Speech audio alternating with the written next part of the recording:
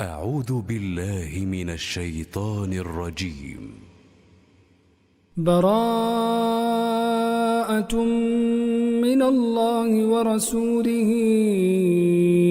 إلى الذين عاهدتم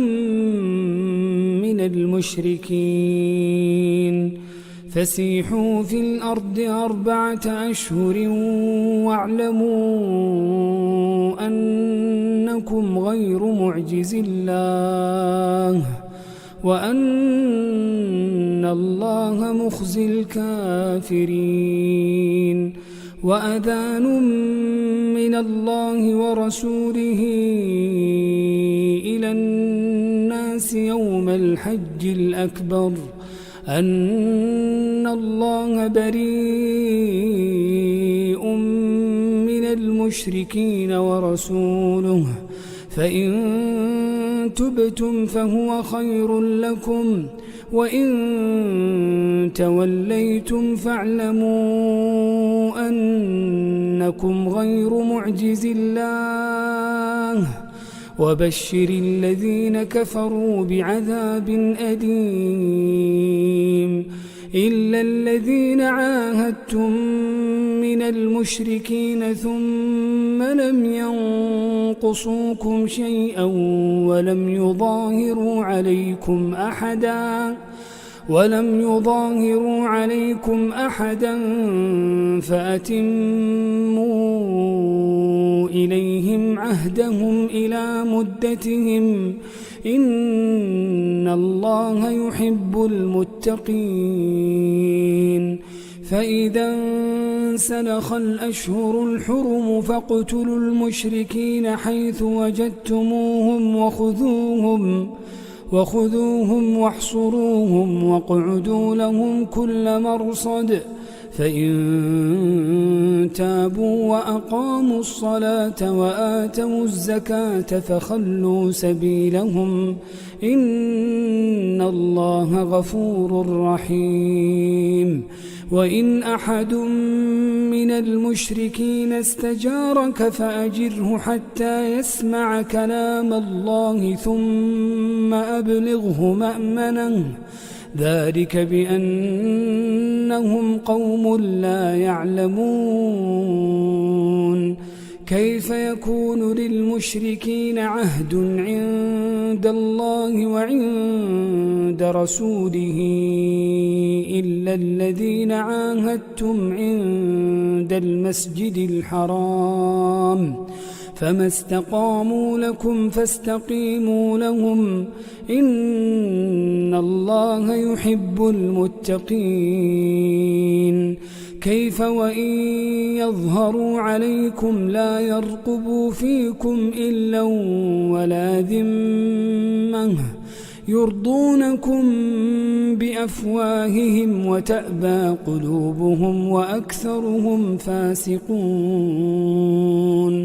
اشتروا بآيات الله ثمنا قليلا فصدوا عن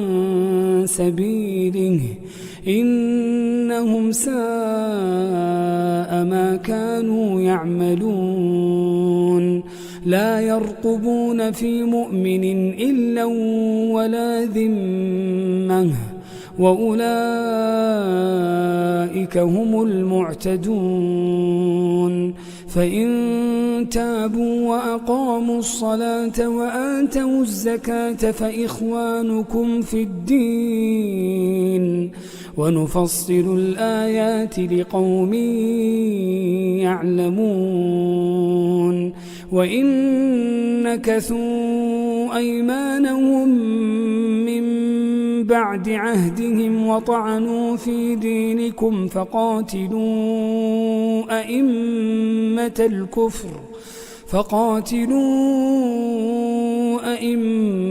الكفر إنهم لا أيمان لهم لعلهم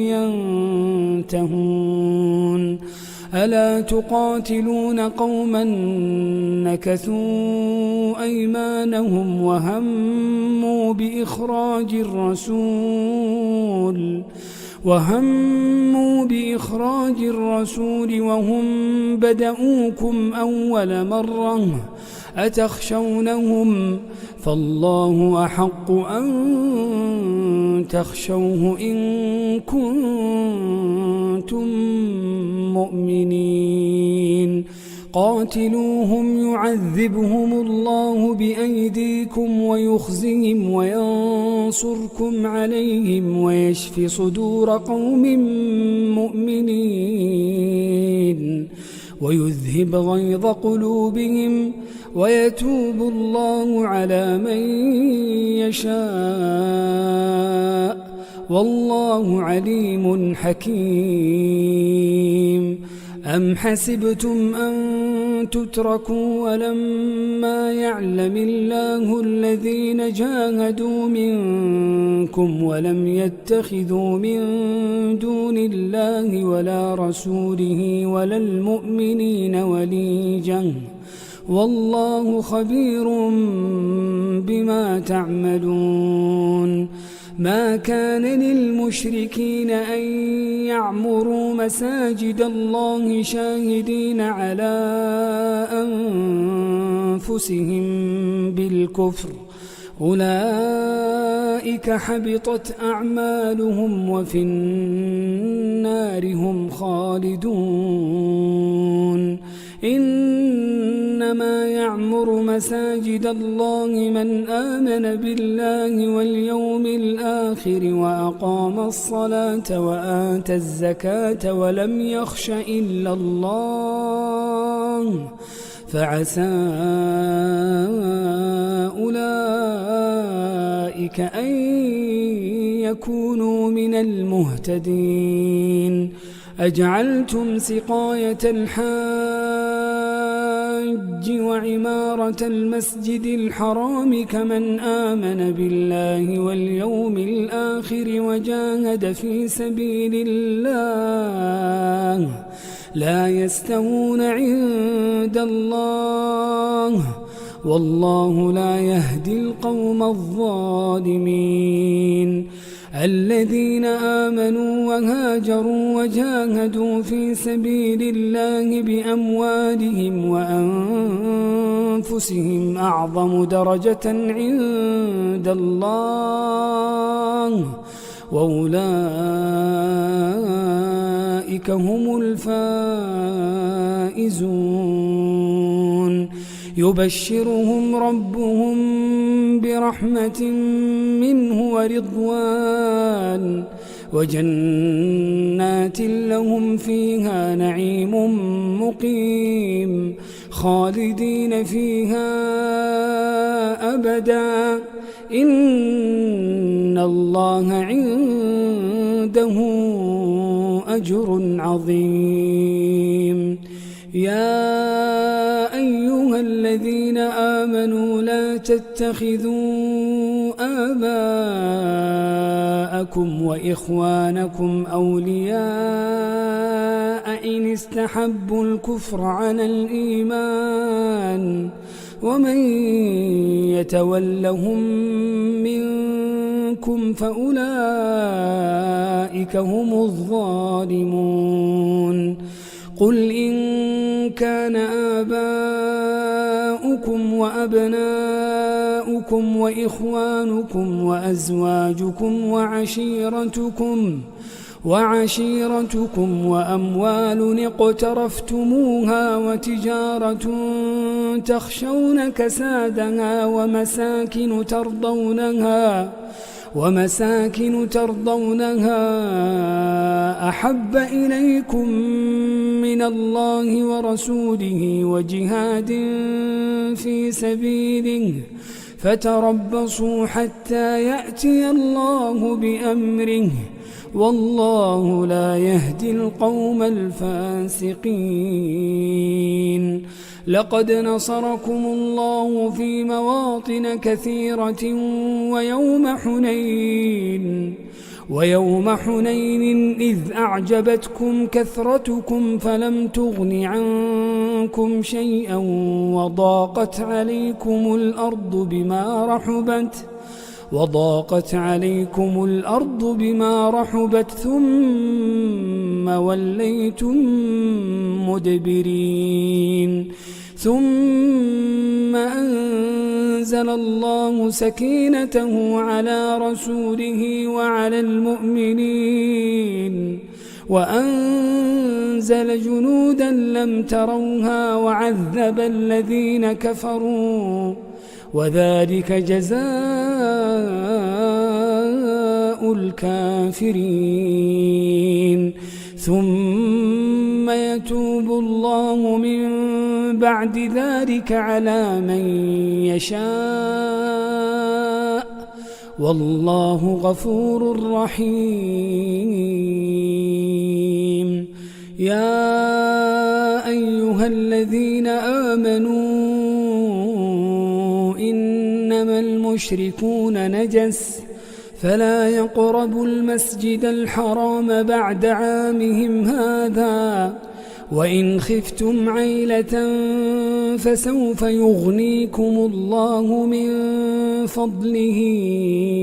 إن شاء إن الله عليم حكيم قاتلوا الذين لا يؤمنون بالله ولا باليوم الآخر ولا يحرمون ما حرم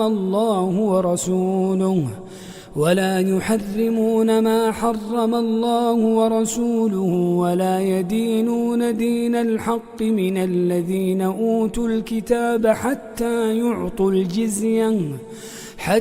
يعطوا الجزية عن يد وهم صاغرون وقالت اليهود عزير ابن الله وقالت النصارى المسيح ابن الله ذلك قولهم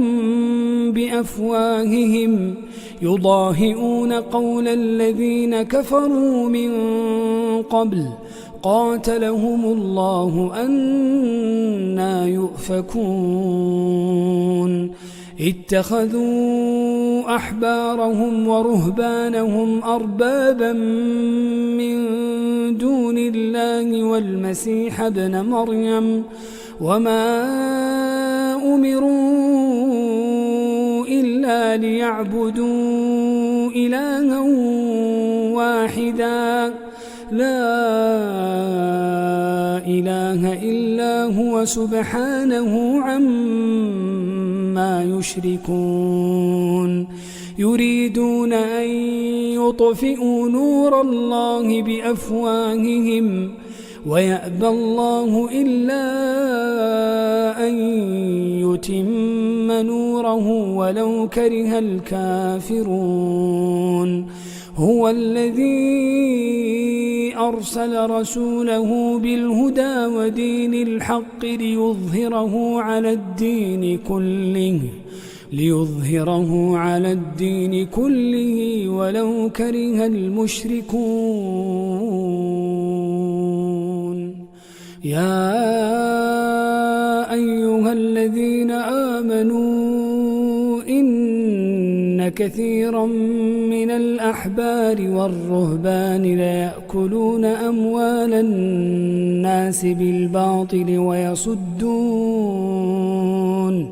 ويصدون عن سبيل الله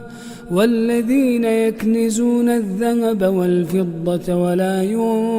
ينفقونها في سبيل الله فبشرهم بعذاب أليم يوم يحمى عليها في نار جهنم فتكوى بها جباههم وجنوبهم وظهورهم هذا ما كنزتم لأنفسكم فذوقوا ما كنتم تكنزون إن عدة الشهور عند الله 12 شهرا في كتاب الله يوم خلق السماوات والأرض منها 4 حرم ذلك الدين القيم فلا تظلموا فيهن أنفسكم وقاتلوا المشركين كافة كما يقاتلونكم كافة واعلموا أن الله مع المتقين إنما النسيء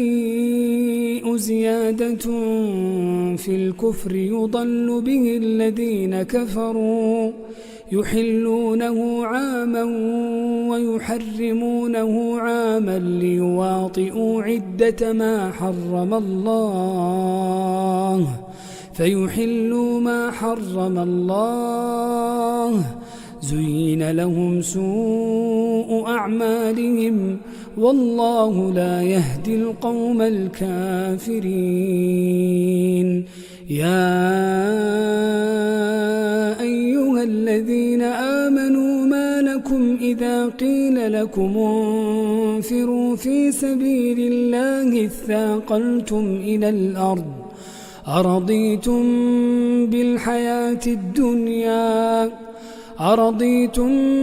بالحياة الدنيا من الآخرة فما متاع الحياة الدنيا في الآخرة إلا قليل إلا تنفروا يعذبكم عذابا أليما ويستبدل قوما غيركم ولا تضروه شيئا والله على كل شيء قدير إلا تنصروه فقد نصره الله إذ أخرجه الذين كفروا ثاني اثنين إذ هما في الغار إذ يقول لصاحبه لا تحزن إن الله معنا فأنزل الله سكينته عليه وأيده بجنود لم تروها وجعل كلمة الذين كفروا السفلى وكلمة الله هي العليا والله عزيز حكيم انفروا خفافا وثقالا وجاهدوا بأموالكم وأنفسكم في سبيل الله ذلكم خير لكم إن كنتم تعلمون لو كان عرضا قريبا وسفرا قاصدا لاتبعوك ولكن بعدت عليهم الشقة وسيحلفون بالله لو استطعنا لخرجنا معكم يهلكون أنفسهم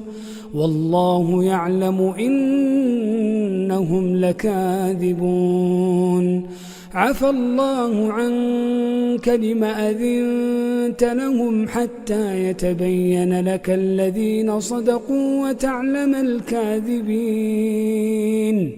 لا يستأذنك الذين يؤمنون بالله واليوم الآخر أن يجاهدوا بأموالهم وأنفسهم والله عليم بالمتقين إنما يستأذنك الذين لا يؤمنون بالله واليوم الآخر وارتابت قلوبهم فهم في ريبهم يترددون ولو أرادوا الخروج لأعدوا له عدة ولكن كره الله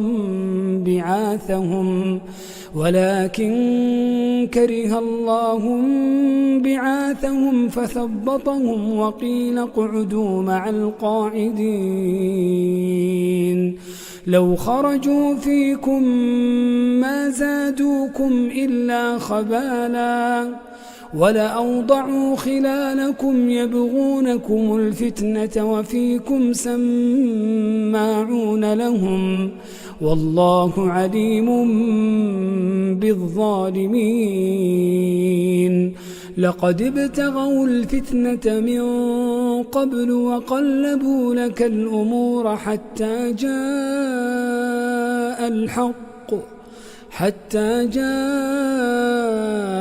الحق وظهر أمر الله وهم كارهون. ومنهم من يقول ائذن لي ولا تفتني ألا في الفتنة سقطوا وإن جهنم لمحيطة بالكافرين. إن تصبك حسنة تسؤهم وإن تصبك مصيبة يقولوا قد أخذنا أمرنا من قبل ويتولوا وهم فرحون. قل لن يصيبنا إلا ما كتب الله لنا هو مولانا وعلى الله فليتوكل المؤمنون. قل هل تربصون بنا إلا إحدى الحسنيين ونحن نتربص بكم أن يصيبكم الله بعذاب من عنده أو بأيدينا فتربصوا إنا معكم متربصون. قل أنفقوا طوعا أو كرها لن يتقبل منكم إنكم كنتم قوما فاسقين. وما منعهم أن تقبل منهم نفقاتهم إلا أنهم كفروا بالله وبرسوله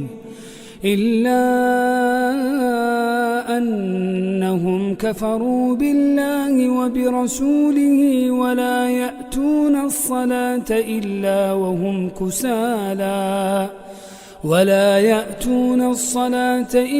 وهم كسالى ولا ينفقون إلا وهم كارهون. فلا تعجبك أموالهم ولا أولادهم إنما يريد الله ليعذبهم بها في الحياة الدنيا وتزهق أنفسهم وهم كافرون. ويحلفون بالله إنهم لمنكم وما هم منكم ولكنهم قوم يفرقون. لو يجدون ملجأ أو مغارات أو مدخلا لولوا إليه وهم يجمحون. ومنهم من يلمزك في الصدقات فإن أعطوا منها رضوا وإن لم يعطوا منها إذا هم يسخطون. ولو أنهم رضوا ما آتاهم الله ورسوله وقالوا حسبنا الله سيؤتينا الله من فضله ورسوله إنا إلى الله راغبون. إن إنما الصدقات للفقراء والمساكين والعاملين عليها والمؤلفة قلوبهم وفي الرقاب والغارمين وفي سبيل الله وابن السبيل فريضة من الله والله عليم حكيم. ومنهم الذين يؤذون النبي ويقولون هو أذن قل أذن خير لكم يؤمن بالله ويؤمن للمؤمنين ورحمة للذين آمنوا منكم والذين يؤذون رسول الله لهم عذاب أليم. يحلفون بالله لكم ليرضوكم والله ورسوله أحق أن يرضوه إن كانوا مؤمنين. ألم يعلموا أنه من يحادد الله ورسوله فأن له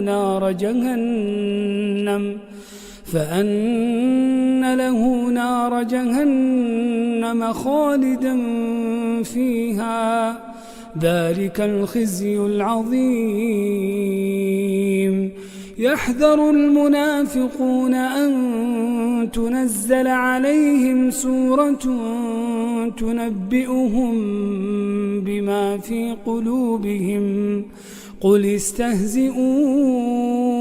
إن الله مخرج ما تحذرون. ولئن سألتهم ليقولن إنما كنا نخوض ونلعب قل أبالله وآياته ورسوله كنتم تستهزئون لا تعتذروا قد كفرتم بعد إيمانكم إن نعف عن طائفة منكم نعذب طائفة بأنهم كانوا مجرمين. المنافقون والمنافقات بعضهم من بعض يأمرون بالمنكر وينهون عن المعروف ويقبضون أيديهم نسوا الله فنسيهم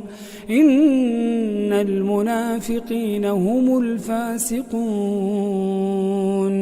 وعد الله المنافقين والمنافقات والكفار نار جهنم خالدين فيها هي حسبهم ولعنهم الله ولهم عذاب مقيم. كالذين من قبلكم كانوا أشد منكم قوة وأكثر أموالا وأولادا فاستمتعوا بخلاقهم فاستمتعتم بخلاقكم كما استمتع الذين من قبلكم بخلاقهم وخضتم كالذي خاضوا أولئك حبطت أعمالهم في الدنيا والآخرة وأولئك هم الخاسرون. ألم يأتهم نبأ الذين من قبلهم قوم نوح وعاد وثمود وقوم إبراهيم وأصحاب مدين والمؤتفكات أتتهم رسلهم بالبينات فما كان الله ليظلمهم ولكن كانوا أنفسهم يظلمون والمؤمنون والمؤمنات بعضهم أولياء بعض يأمرون بالمعروف وينهون عن المنكر ويقيمون الصلاة ويؤتون الزكاة ويطيعون الله ورسوله أولئك سيرحمهم الله إن الله عزيز حكيم وعد الله المؤمنين والمؤمنات جنات تجري من تحتها الأنهار خالدين فيها ومساكن طيبة في جنات عدن ورضوان من الله أكبر ذلك هو الفوز العظيم يا أيها النبي جاهد الكفار والمنافقين واغلظ عليهم ومأواهم جهنم وبئس المصير يحلفون بالله ما قالوا ولقد قالوا كلمة الكفر وكفروا بعد إسلامهم وهموا بما لم ينالوا وما نقموا إلا أن أغناهم الله ورسوله من فضله فإن يتوبوا يك خيرا لهم وإن يتولوا يعذبهم الله عذابا أليما في الدنيا والآخرة وما لهم في الأرض من ولي ولا نصير ومنهم من عاهد الله لئن آتانا من فضله لنصدقن ولنكونن من الصالحين فلما آتاهم من فضله بخلوا به وتولوا وهم معرضون فأعقبهم نفاقا في قلوبهم إلى يوم يلقونه بما أخلفوا الله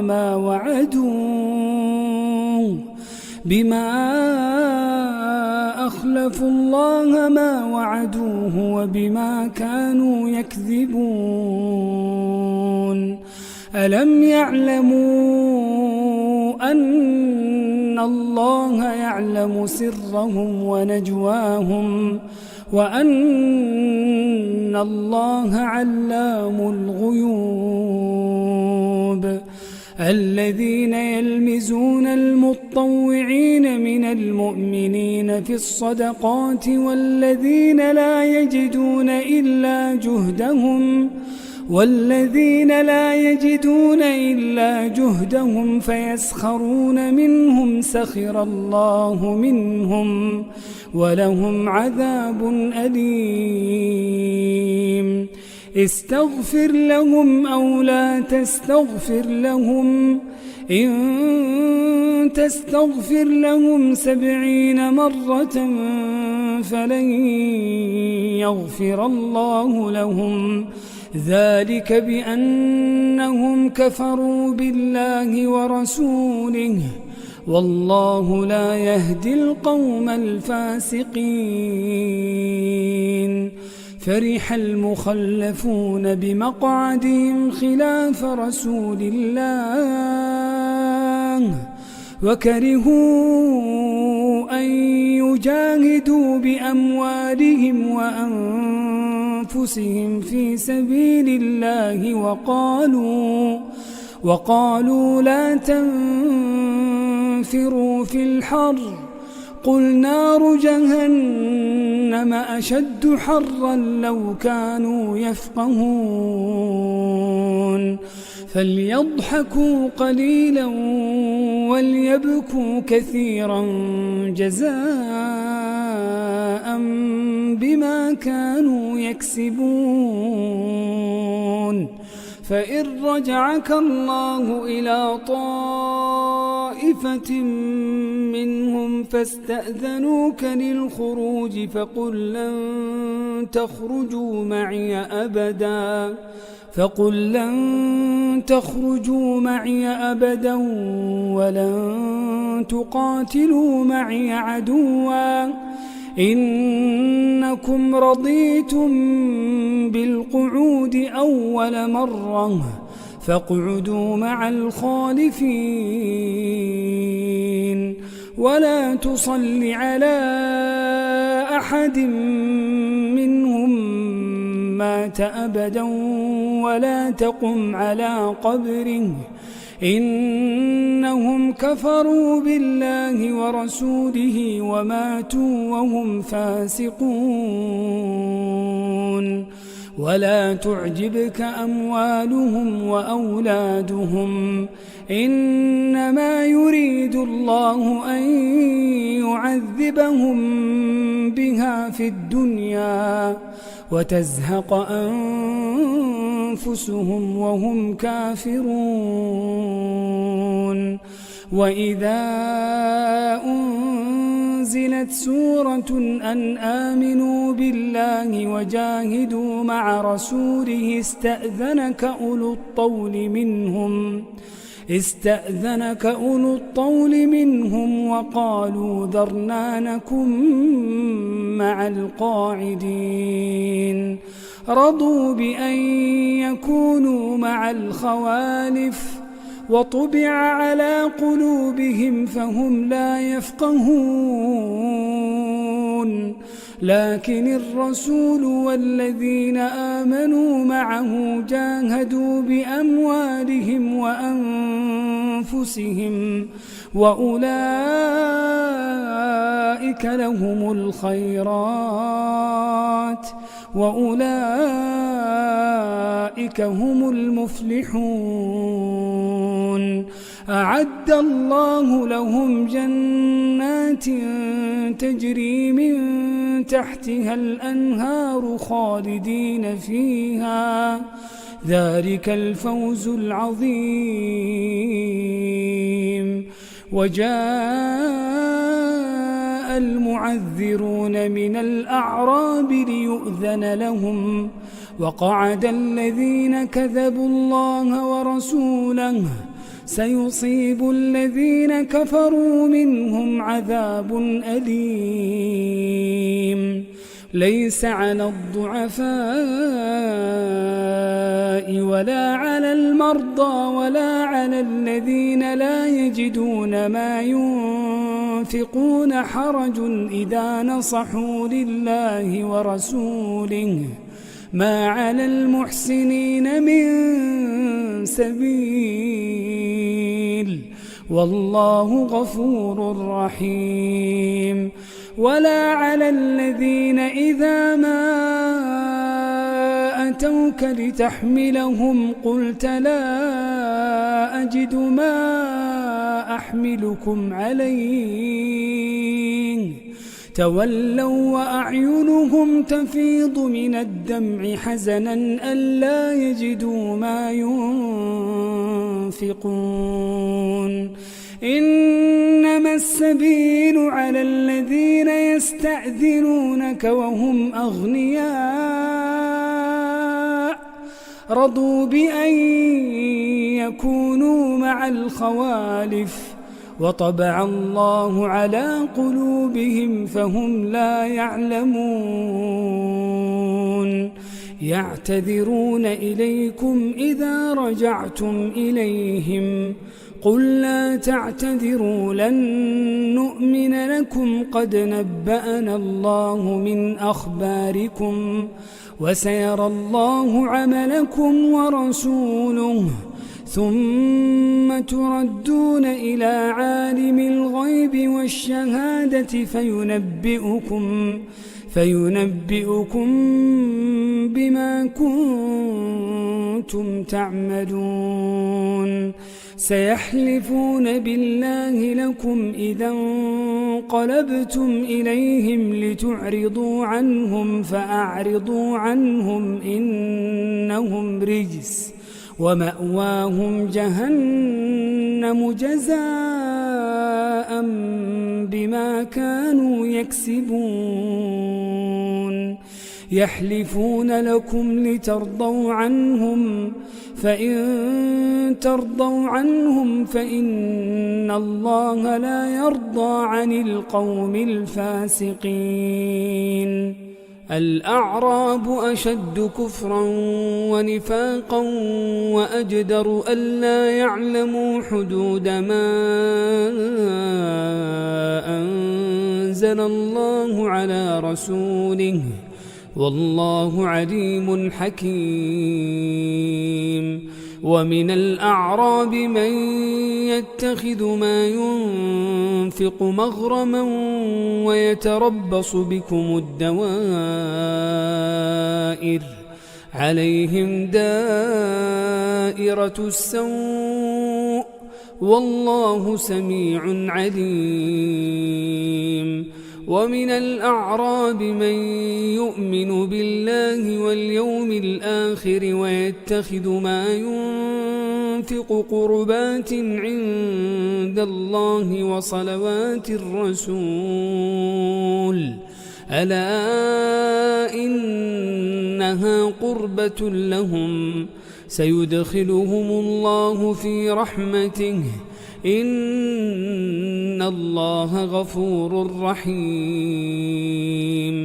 والسابقون الأولون من المهاجرين والأنصار والذين اتبعوهم بإحسان رضي الله عنهم ورضوا عنه وأعد لهم جنات تجري تحتها الأنهار خالدين فيها أبدا ذلك الفوز العظيم وممن حولكم من الأعراب منافقون ومن أهل المدينة مردوا على النفاق لا تعلمهم نحن نعلمهم سنعذبهم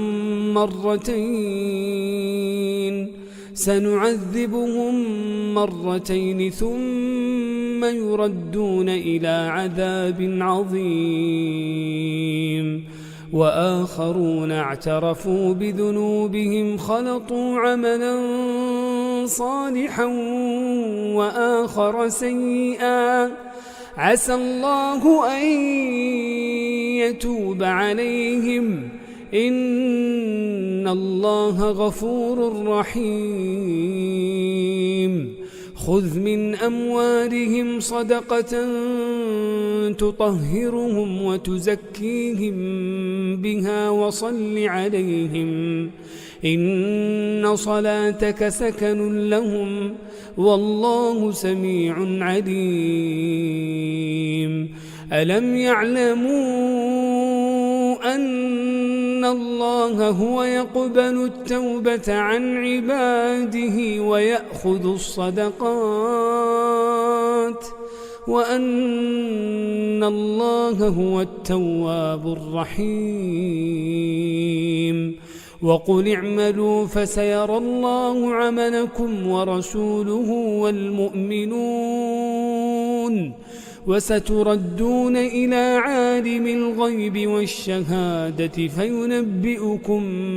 بما كنتم تعملون وآخرون مرجون لأمر الله إما يعذبهم وإما يتوب عليهم والله عليم حكيم والذين اتخذوا مسجدا ضرارا وكفرا وتفريقا بين المؤمنين وإرصادا لمن حارب الله ورسوله من قبل وليحلفن إن أردنا إلا الحسنى والله يشهد إنهم لكاذبون لا تقم فيه أبدا لمسجد أسس على التقوى من أول يوم أحق أن تقوم فيه رجال يحبون أن يتطهروا والله يحب المطهرين أفمن أسس بنيانه على تقوى من الله ورضوان خير أم من أسس بنيانه على شفا جرف هار فانهار به في نار جهنم والله لا يهدي القوم الظالمين لا يزال بنيانهم الذي بنوا ريبة في قلوبهم إلا أن تقطع قلوبهم والله عليم حكيم إن الله اشترى من المؤمنين أنفسهم وأموالهم بأن لهم الجنة يقاتلون في سبيل الله فيقتلون ويقتلون وعدا عليه حقا في التوراة والإنجيل والقرآن ومن أوفى بعهده من الله فاستبشروا ببيعكم الذي بايعتم به وذلك هو الفوز العظيم التائبون العابدون الحامدون السائحون الراكعون الساجدون الآمرون بالمعروف والناهون عن المنكر والحافظون لحدود الله وبشر المؤمنين ما كان للنبي والذين آمنوا أن يستغفروا للمشركين ولو كانوا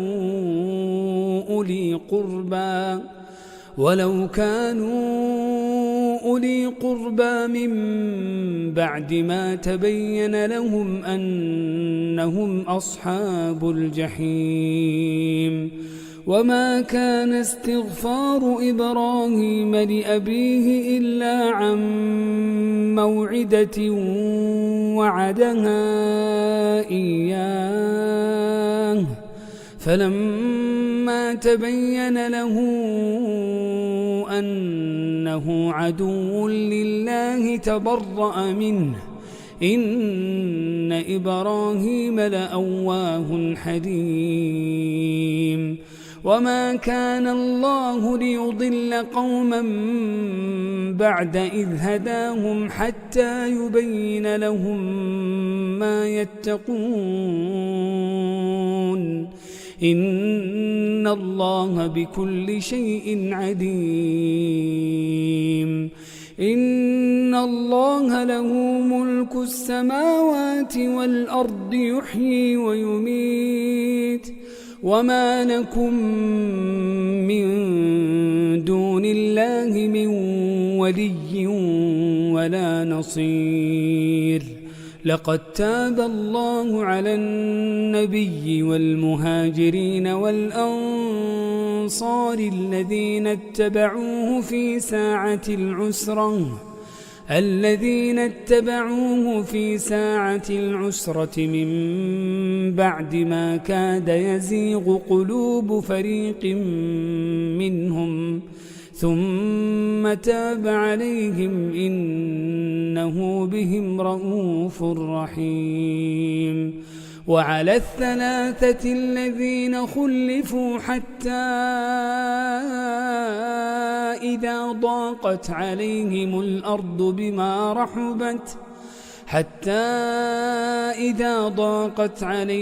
الأرض بما رحبت وضاقت عليهم أنفسهم وظنوا أن لا ملجأ من الله إلا إليه ثم تاب عليهم ليتوبوا إن الله هو التواب الرحيم. يا أيها الذين آمنوا اتقوا الله وكونوا مع الصادقين. ما كان لأهل المدينة ومن حولهم من الأعراب أن يتخلفوا عن رسول الله ولا يرغبوا بأنفسهم عن نفسه، ذلك بأنهم لا يصيبهم ظمأ ولا نصب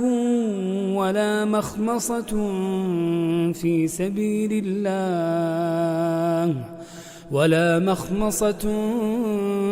سبيل الله ولا يطؤون موطئا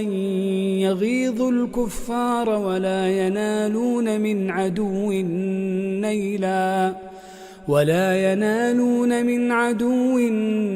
نيلا إلا كتب لهم به عمل صالح إن الله لا يضيع أجر المحسنين. ولا ينفقون نفقة صغيرة ولا كبيرة ولا يقطعون واديا إلا كتب لهم ليجزيهم الله أحسن ما كانوا يعملون. وما كان المؤمنون لينفروا كافة فلولا نفر من كل فرقة منهم طائفة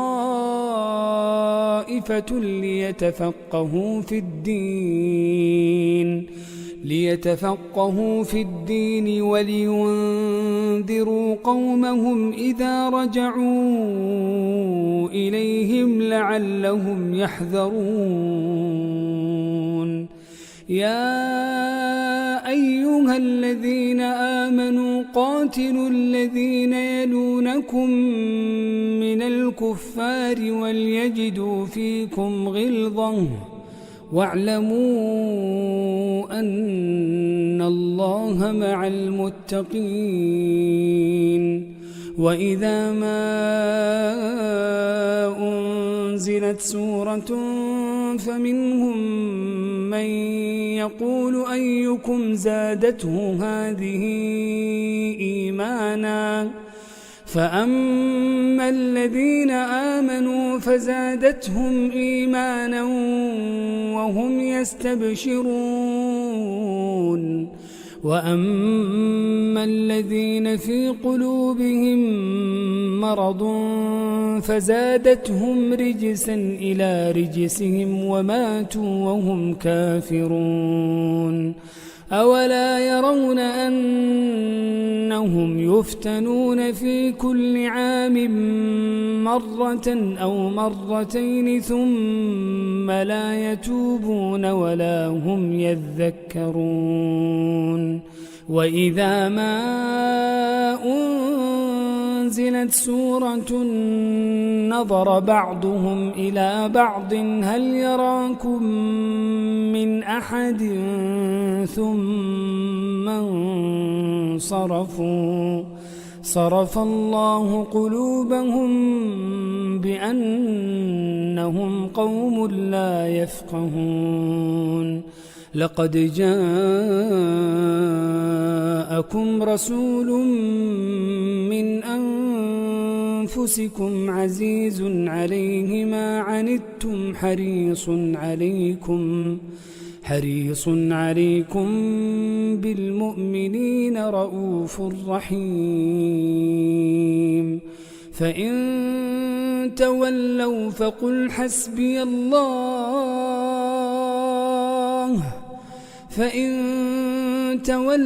فقل حسبي الله لا إله إلا هو عليه توكلت وهو رب العرش العظيم.